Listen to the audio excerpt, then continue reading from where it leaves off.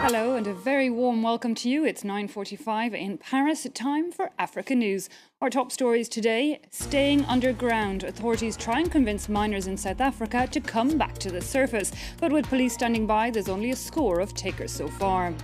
Waving the flag of revolution, thousands of Libyans take to the streets to celebrate 3 years since the beginning of the end for Muammar Gaddafi. We'll be speaking to our correspondent in Tripoli to get the real feeling on the ground. And finally, our reporters catch up with Africa's Sportsman of the Year as he takes France by force. Well, freed from the mine and immediately arrested, over 20 illegal miners in South Africa have resurfaced from an abandoned shaft, but authorities are still trying to coax others out. Charges of illegal mining can carry fines and even possible prison sentences. The men became trapped when large rocks fell or were perhaps pushed across the entrance of the shaft. They might have been digging for gold underground, but on the surface, these miners now face a different fortune. South African police have announced these men will be charged for illegal mining. It's not clear how many more remain underground in the disused mine on the outskirts of Johannesburg. It's believed they could number over 200. What is clear is their unwillingness to resurface. They're apprehensive regards the issue of organised crime due to the fact that it's an illegal operation that they're undertaking. So yes, with regards to some type of arrest, etc., naturally so, they are very reluctant to get out. Over a dozen more decided to climb out on Monday by their own means, after a huge operation began on Sunday to bring the men out of the abandoned pit. This type of illegal mining is increasingly commonplace in South Africa, with men seeking gold ore to sell. It's a dangerous life and fatal accidents are frequent. I would discourage communities not to engage in this type of activity. It is very dangerous for themselves and for those that are supposed to perform rescue as they are in trouble. Rescuers now say they are scaling down their operation, but that police and mine security staff will remain at the site, ready to arrest any further men that resurface. The shaft is expected to be resealed on March the 3rd. Well, celebrating the beginning of the end of Muammar Gaddafi's rule, Libyans are out in force, proudly swaying the revolutionary flag. 3 years since their uprising, there are scenes of joy on the streets, but the country is still teetering with widespread violence. Well, out there among the crowds, our correspondent Marine Cassalis joins us now. Marine, scenes of joy there despite the instability that reigns in the country. Yes, celebrations have started really tonight. Fireworks everywhere, loud revolutionary songs, flags. Libyans are celebrating for good the 3rd anniversary of their revolution. Crowds have gathered on Martyrs Square, but not only in every area of Tripoli, and celebrations should last until late. This anniversary is an opportunity to celebrate, a day to party. As a lawyer told us earlier today, Libyans want to leave, and this is what they are expressing tonight. Yet, many are not willing to take part and join the crowd. It doesn't necessarily mean they want the former regime back, but just that they are very disappointed with the current situation Libya is in. They are worried about the lack of security and the weakness of the authorities. And many Libyans also told us they would rather celebrate quietly, remembering those who died for the revolution, instead of celebrating a country that is still very weak. Well, indeed, Marine, you mentioned the anger of the population, which we've seen in recent days really directed at the parliament. You know, the legal term of that parliament has ended. Any sign of when elections may be held? Well, the parliament has recently extended its mandate despite growing anger from the population and several demonstrations against this extension. On Sunday, members of parliament have yet reached a consensus, and they said they will hold early elections. This has been confirmed today by the president of the parliament, but he has not given any precise date. And also, members of parliament have not agreed yet on which political system should then be adopted. Some want to elect a new parliament and a president, a position that doesn't exist for now. Others only want to renew the parliament. If they take place, this election may happen when the new mandate of the parliament reach an end. So really, it isn't clear whether the parliament has showed it is eventually listening to the street or whether it is only winning time. This so the Libyans will also elect the 60 members in charge of drafting the new constitution, yet most observers are worried about the legitimacy these elected candidates will have, since only over 1 million have registered, that is about a third of the electorate. Marine Casalis there in Tripoli. We'll have to leave it there. Well, 3 explosions rocked Timbuktu in northern Mali. Ahead of the peacekeeping mission there, says it's not yet clear who was behind the attacks that struck just south of the town's airport. There were no reported casualties. It comes just 3 days after similar attacks in Gao. Impossible to defeat them without more troops and resources. The governor of Nigeria's embattled Borno state has told President Goodluck Jonathan that the radical Islamist group Boko Haram are better armed and more motivated than the Nigerian military. Over 100 people were murdered over the weekend, with the attackers reportedly going door to door and looking for the locals.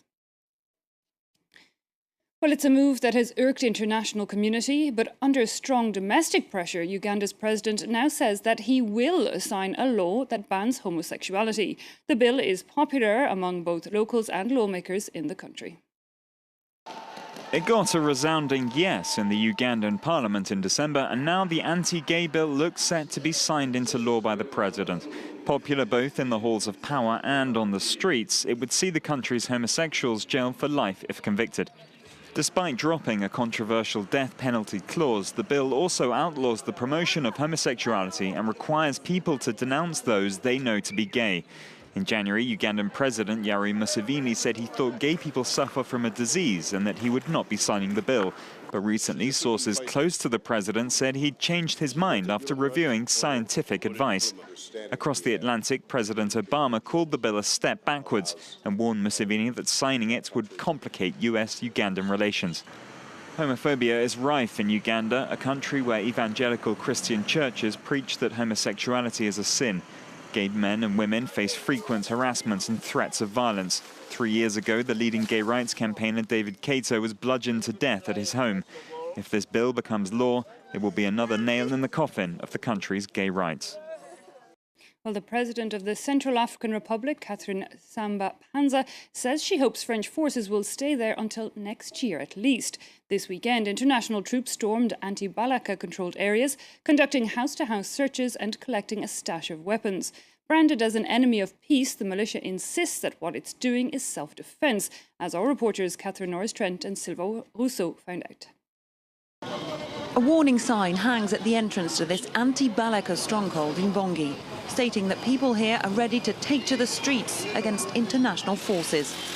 Anger has surged since French and African Union troops carried out a large raid to disarm anti-Balaka militias. Even stripped of their weapons, they still have support on the streets. They are our security. They're good for the country. They protect us well. Thanks to them, we've been liberated. Most of the weapons seized were found in this house belonging to the anti-Balaka's political leader, Patrice Edouard Gaissona. He says his men need their weapons for self-defense against the ex-Seleka rebels and that they're not ready to give them up just yet. We are not the aggressors. We are the victims of aggression. Our country was occupied by mercenaries. We are well within our rights to defend our country. We are not here to make war against the French and African troops. The new president here and the commander of French forces have condemned the anti-Balaka militias as the enemies of peace, blaming them for attacks on the Muslim population.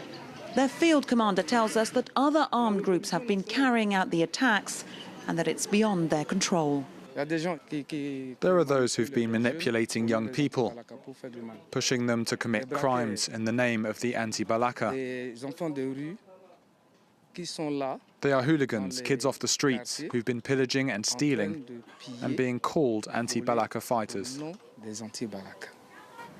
Anti-Balaka militia leaders here in Bongi have clearly been destabilized by this operation to disarm them. African Union troops have been displaying the large amount of weapons they found in the raid: guns, grenades, munitions. This was clearly a big blow for the anti-Balaka and a change in their relations with the international forces. Well, we're going to change gear now to end this bulletin and meet Africa's Sportsman of the Year 2013. Nathaniel Berhane won the Tour of Gabon last month and is now setting his sights on France's famous circuit. Our reporters Nicolas Germain and Romeo Langlois catch up with the Eritrean cyclists. The region of Vendée in western France is 5,000 kilometers away from Asmara, the capital of his country. Yet Eritrean cyclist Nathaniel Berhane, who's 23, has chosen to live here. He was recruited by the prestigious Europcar team.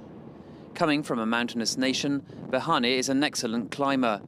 He trains on these roads several hours a day to fulfill his dream. I know I need to work hard to win Tour de France, everything.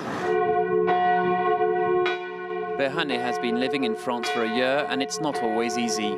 It's the hardest one, is to live without your family, everything is the hardest one.